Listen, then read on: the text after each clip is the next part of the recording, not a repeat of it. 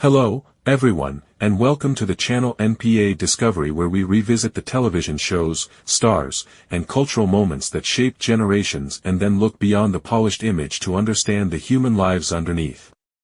Today, we are stepping into one of the most recognizable homes in television history. The staircase is familiar. The orange kitchen is familiar. The cheerful theme song is familiar. Even people who have never watched a complete episode of the Brady Bunch can usually identify the family: a widowed father with 3 sons, a mother with 3 daughters, a loyal housekeeper, and a household where misunderstandings could be solved before the closing credits. The Bradys were perfect as an idea. They were not perfect because they represented real life accurately.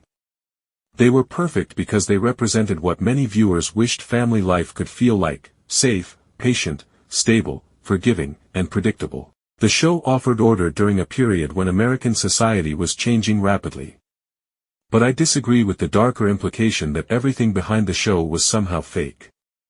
The cast did not have to live perfect lives in order to create something comforting. In fact, the contradiction is what makes their story so powerful. The people who gave audiences a vision of security often carried confusion, pressure, grief, identity struggles, addiction, resentment, and loneliness in their own lives. They were not hypocrites. They were human beings doing professional work while privately trying to survive. That distinction matters, because it is easy to turn old television history into a list of scandals. It is more meaningful to ask what those scandals reveal. What happens when a child becomes famous before developing a stable sense of self? What happens when an actor is loved for a role he does not respect?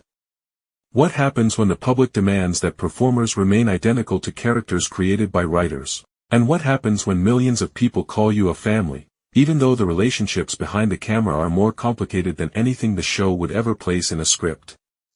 Before we begin, please take a moment to like this video, share it with someone who remembers watching the Brady Bunch, and subscribe to Echoes Behind the Screen. Your support gives us the motivation to keep producing thoughtful documentaries that go beyond nostalgia and explore the real emotional history behind the entertainment we love. And now, let us return to a time when television families rarely locked their doors, problems arrived in neat weekly packages, and 9 squares in an opening title sequence became one of the most enduring images in American popular culture. The Brady Bunch did not begin with a scandal. It began with an observation. Producer Sherwood Schwartz recognized that the American family was changing. Divorce, remarriage, and blended households were becoming more visible. Yet television still tended to present the family in rigid, traditional terms. Schwartz saw the possibility of a comedy centered on 2 parents who brought children from earlier marriages into one home. That idea sounds ordinary today. At the time, it was quietly progressive. The series did not spend much time discussing the deaths or previous relationships that had produced the Brady household. It moved quickly past grief and focused on adjustment. 3 boys and 3 girls suddenly had to share parents, space, rules, attention, and identity. The conflicts were gentle, but the basic emotional problem was real: how do strangers become family? Anyone who has lived in a blended household knows that this is not solved by matching pajamas or a cheerful housekeeper. Children may fear that accepting a step-parent betrays the memory of another parent. Siblings may compete for status. Adults may feel pressure to treat every child identically even when each child needs something different. A family can share an address long before its members share trust. The Brady Bunch simplified those challenges, but it did something valuable by placing them at the center of a mainstream sitcom. It suggested that family was not defined only by blood.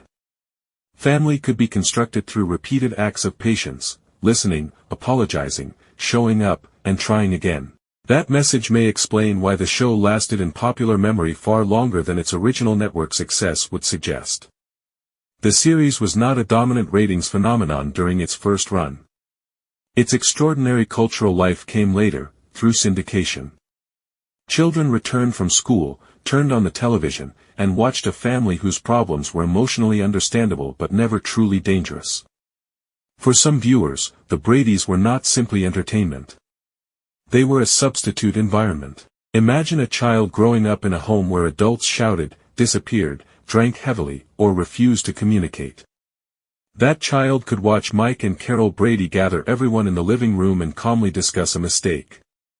The scene might appear unrealistic to adults, but to the child it demonstrated a possibility. Perhaps conflict did not always have to end in fear. This is one of the reasons we should be careful when mocking wholesome television. Comfort is not necessarily shallow. Sometimes a simple program gives viewers a vocabulary for emotions they cannot discuss at home. For the 6 young actors, the Brady Bunch created a strange double life. At work, they were members of the most orderly family on television. They learned lessons, made mistakes, apologized, and returned the household to peace. Away from the set, they were children and teenagers coping with fame, school, family expectations, romantic curiosity, insecurity, and the growing realization that the public did not always separate actor from character. Susan Olsen experienced this confusion in a direct way. After an episode in which Cindy became known for telling on people, classmates reportedly treated Olsen as though the fictional behavior belonged to her. Children can understand television as entertainment and still respond emotionally as though characters are real.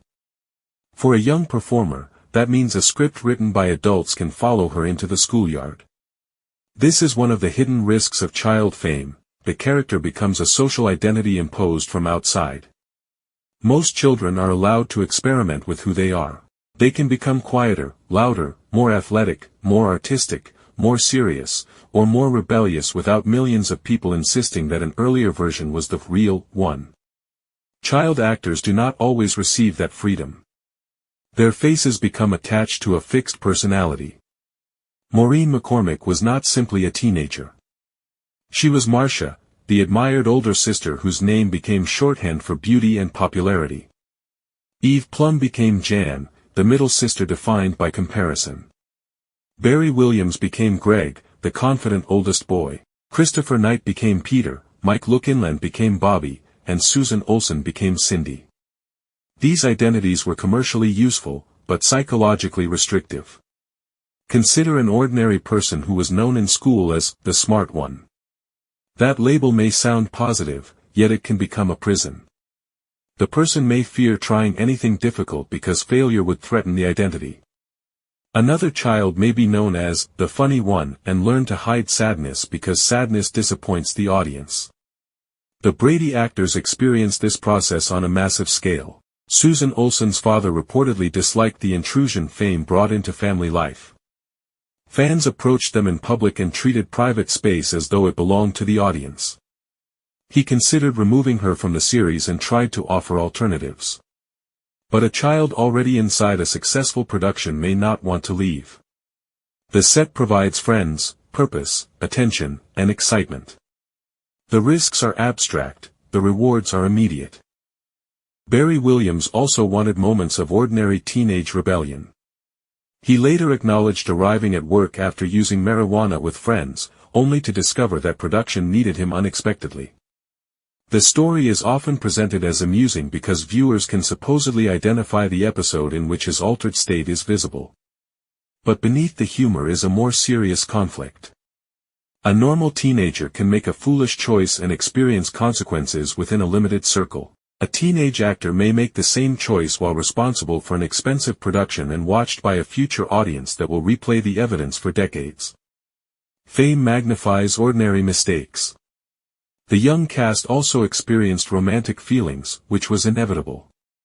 They were adolescents working closely together, spending more time with one another than many classmates spend together at school. Attraction was not scandalous. The awkwardness came from the roles they were required to continue playing. When performers who portrayed siblings began dating or developing crushes, they still had to return to the set and behave as family members. An innocent scene on a bed or a close conversation could suddenly feel uncomfortable because the performers carried knowledge the characters did not. Stories about exactly who kissed whom have been repeated and exaggerated over the years.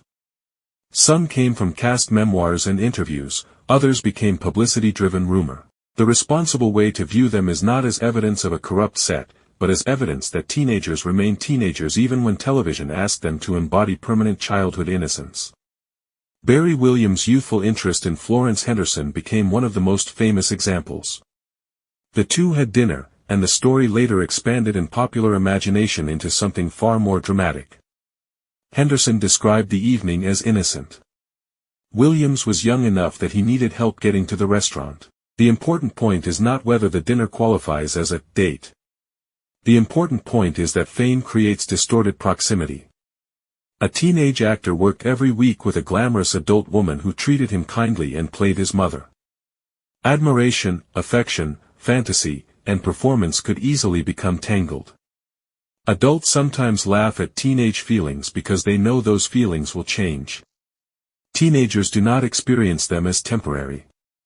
In the moment, a crush can feel like the central truth of life.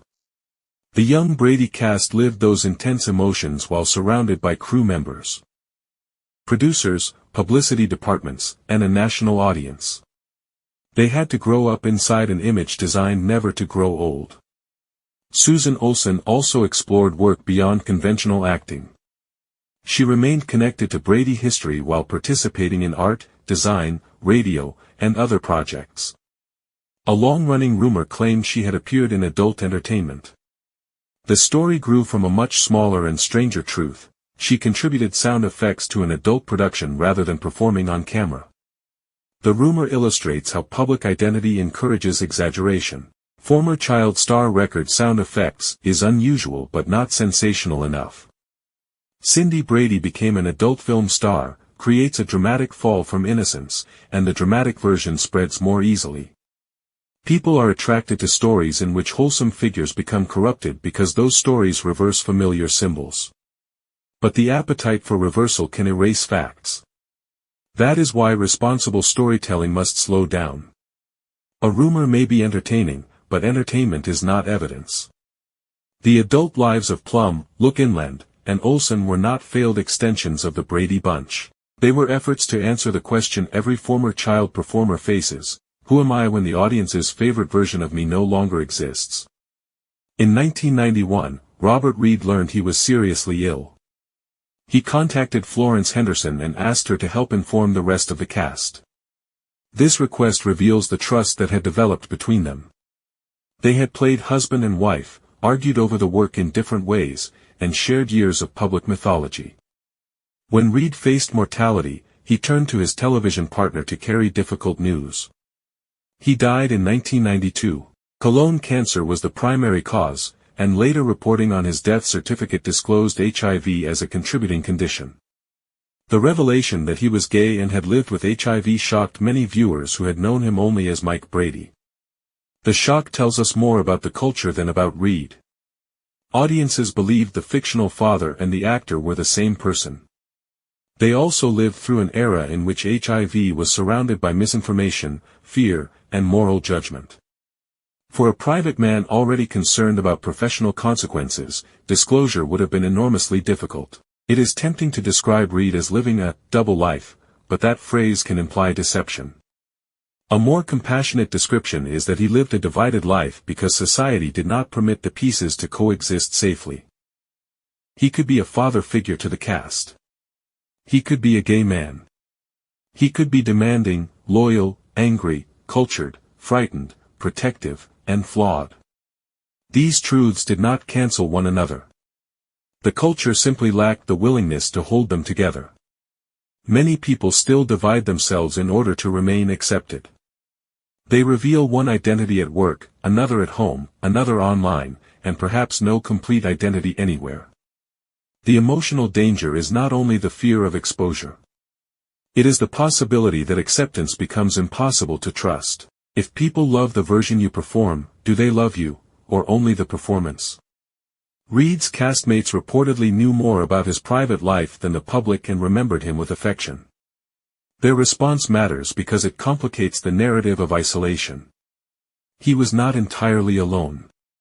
Yet the need for secrecy still shaped his public existence. His story invites us to examine the word family. The Brady family represented acceptance, but American families of the period often rejected gay children and relatives. The actor playing the nation's ideal father could not safely model the very honesty the show celebrated. That contradiction should not be used to condemn the program. It should be used to measure social progress, and the work still unfinished. A truly loving family is not one that maintains a perfect image. It is one in which truth does not threaten belonging. Robert Reed spent years correcting small inaccuracies in scripts. The most painful inaccuracy was larger, the public image of a world where every family problem could be discussed openly, while his own truth remained too dangerous to say aloud. N.B. Davis continued participating in Brady reunions and remained beloved as Alice. Later in life, she lived in a religious community and maintained a quieter existence than the television world surrounding her famous role. In May 2014, she died after a fall in her home. She was 88. The circumstances were sudden and painfully ordinary. There was no dramatic farewell, only an expected appointment she did not attend and the discovery that life had changed. Her death carried symbolic weight because Alice had always seemed permanent. Parents might worry, children might compete, and Robert Reed might argue about the script, but Alice appeared dependable. The housekeeper in a family story often becomes the keeper of continuity. She remembers what everyone likes, notices when someone is upset, and maintains the rhythms that make a house feel inhabited. Davis's death marked the loss of the final adult performer from the original Brady household after Reed and Henderson. The fictional home remained available in reruns, but the people who had stood at its center were gone. This is the quiet cruelty of recorded entertainment. The image does not age, even when the people do. Viewers can watch Alice walk into the kitchen seconds after reading that Davis has died. Television preserves movement but cannot preserve life. That tension is also a gift. Performance allows future generations to encounter someone's timing, expression, voice, and energy. A person leaves, but the work continues creating joy.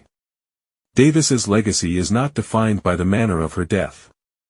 It is defined by decades of laughter and by the stability she represented both on screen and, according to many recollections, within the cast.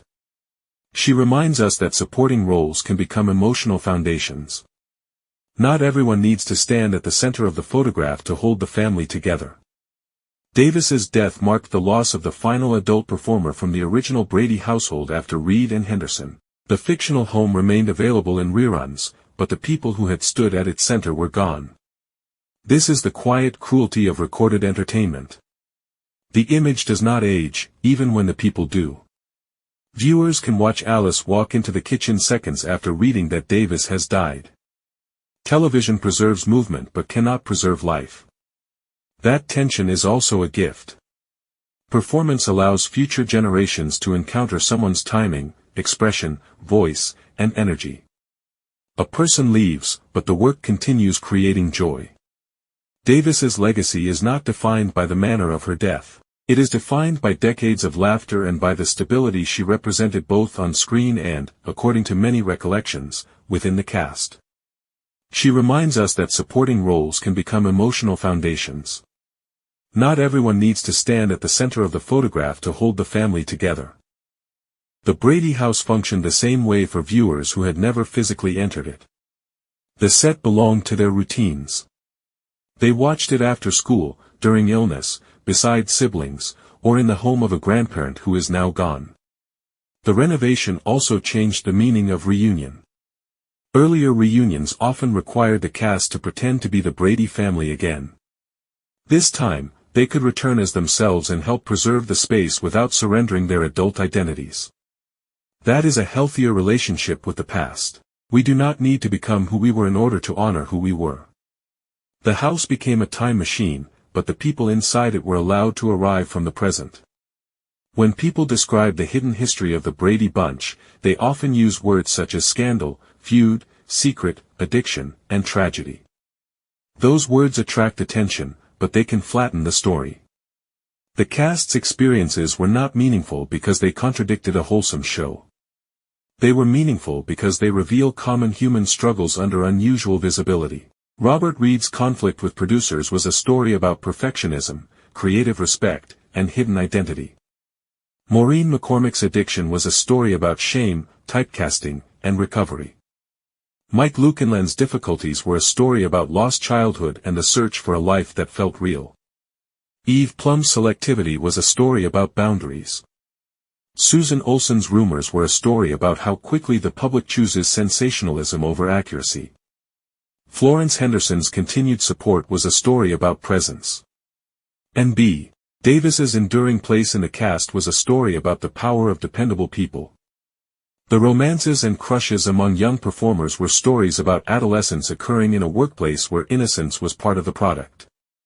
None of this proves that the Brady Bunch was secretly evil. It proves that television does not suspend human nature. A happy workplace can contain pain. A loving family can contain resentment. A successful person can feel worthless. A difficult person can perform acts of protection. A childhood dream can become an adult burden. A past we struggle to escape can later become a place we choose to revisit. The mature response to these contradictions is not cynicism. Cynicism says the wholesome image was a lie and therefore nothing mattered. A better response is discernment.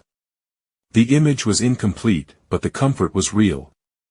The actors were imperfect, but the relationships could still be meaningful. The scripts were simple, but the values sometimes helped viewers. A family does not become false because its members struggle. A family becomes false when struggle must remain hidden in order to preserve appearances. That may be the greatest difference between the Brady family and the people who played them. The fictional family discussed problems openly. The real cast lived in an industry and era that often rewarded silence. Today, audiences have the opportunity to remember them with greater honesty. We can admire the work without demanding perfection from the workers. We can recognize harm without reducing a person to the worst period of life. We can enjoy nostalgia without using it to deny reality. The mature response to these contradictions is not cynicism. Cynicism says the wholesome image was a lie and therefore nothing mattered. A better response is discernment. The image was incomplete, but the comfort was real. The actors were imperfect, but the relationships could still be meaningful. The scripts were simple, but the values sometimes helped viewers. A family does not become false because its members struggle. A family becomes false when struggle must remain hidden in order to preserve appearances. That may be the greatest difference between the Brady family and the people who played them. The fictional family discussed problems openly. The real cast lived in an industry and era that often rewarded silence. Today, audiences have the opportunity to remember them with greater honesty. We can admire the work without demanding perfection from the workers. We can recognize harm without reducing a person to the worst period of life. We can enjoy nostalgia without using it to deny reality. The opening credits of the Brady Bunch placed 9 faces inside a grid. Each person occupied a square. Each person looked toward someone else. The image communicated connection, but it also communicated containment. Everyone had a position. Everyone had a role. Mike was the father. Carol was the mother. Alice was the dependable helper. Greg was the confident oldest son. Marcia was the admired oldest daughter. Peter was the uncertain middle boy. Jan was the overlooked middle girl. Bobby and Cindy were the youngest. The grid made the family instantly understandable. Real life does not fit inside 9 squares. Robert Reed was more than a father. Florence Henderson was more than a mother. N.B. Davis was more than a housekeeper. The 6 children were more than the personalities writers assigned them before they were old enough to know themselves. And neither are you. You are not only the mistake your family remembers. You are not only the role you perform at work. You are not only the person you had to become in order to survive childhood. You are not only the success that made others expect more from you. You are not only the addiction, the diagnosis, the relationship, the rumor, the failure, or the version of your life that strangers find easiest to understand. The most painful prisons are often built from identities that once protected us. The responsible child learns never to ask for help. The funny person learns to hide grief. The strong partner learns to tolerate too much. The successful professional learns to measure worth through achievement. The peacemaker learns to accept blame so everyone else can remain comfortable. At first, the role earns love. Eventually, it consumes freedom. The Brady cast spent decades negotiating with roles that had given them extraordinary opportunity. Some ran from the image. Some returned to it. Some were wounded by it. Some learned to hold it gently. Their lives remind us that healing does not always require destroying the past. Sometimes healing means placing the past in its proper size. Marcia Brady can be part of Maureen McCormick without defining her. Mike Brady can be part of Robert Reed without explaining him. The house can be rebuilt without forcing the actors to become children again. And your past can remain part of your story without controlling the ending. Perhaps your family was nothing like the Bradys. Perhaps conflict was not resolved in 30 minutes. Perhaps apologies never came. Perhaps the adults were not patient, the home was not safe, and the person who should have protected you was fighting battles you could not understand. You cannot rewrite those episodes. But you can refuse to spend the rest of your life performing the role they assigned you. You can become the first person in your family to speak honestly. You can ask for help before collapse. You can establish a boundary without hating the person on the other side. You can forgive without returning to danger. You can love people without preserving their illusion of perfection. You can leave the grid, and when you do, something remarkable happens. You discover that identity is not a single square. It is a living territory. You can be wounded and courageous. Grateful and angry. Nostalgic and truthful. Connected to your past and committed to a different future. That is what real family should allow, not permanent roles, but growth. The Brady Bunch offered America a dream of family life. The cast's real history offers something more useful, a lesson in surviving the distance between the dream and reality. The dream told us families should remain together. Reality teaches us that togetherness without truth is only performance. The dream told us good parents always know what to say. Reality teaches us that love is often visible in the willingness to listen when no perfect answer exists. The dream told us every problem has a solution. Reality teaches us that some losses cannot be repaired, but people can still build meaningful lives around the empty space. The dream told us home was a place where everyone belonged. Reality challenges us to create that kind of home, not through matching smiles, but through honesty, dignity, safety, and the freedom to change. So when you see the familiar 9-square image, do not look only at the perfect television family. Look at the human beings who carried that image through adulthood. Remember the actor who demanded truth while hiding his own. Remember the young woman who survived addiction after playing perfection. Remember the children who learned that the world could love a character and still fail to understand the person. Remember the adults who kept returning, not because the past was uncomplicated, but because complicated love can still be love. And then look at your own life. Ask yourself, which square have I outgrown? Which role am I still performing because I fear that honesty will cost me belonging? Whose approval am I protecting at the expense of my own future? The answer may be uncomfortable. But discomfort is often the doorway through which freedom enters. You do not need a television family's perfection. You need relationships strong enough to survive truth. You do not need to become the person everyone remembers. You need the courage to meet the person you are becoming. And you do not need to solve your whole life before the closing credits. You only need to take the next honest step. The lights will change. The set will eventually be dismantled. The applause will fade. The people who misunderstood you may never understand. But a life built on truth does not require an audience. That is the final and most empowering legacy behind the Brady Bunch. The perfect family was imaginary, but the human courage required to outgrow perfection was real. Thank you for watching Echoes Behind the Screen. If this story moved you, please like the video, share it with someone who may need its message, and subscribe for more documentaries about the human lives behind familiar images. Until next time, remember, nostalgia can show us where we came from, but only courage can decide where we go next.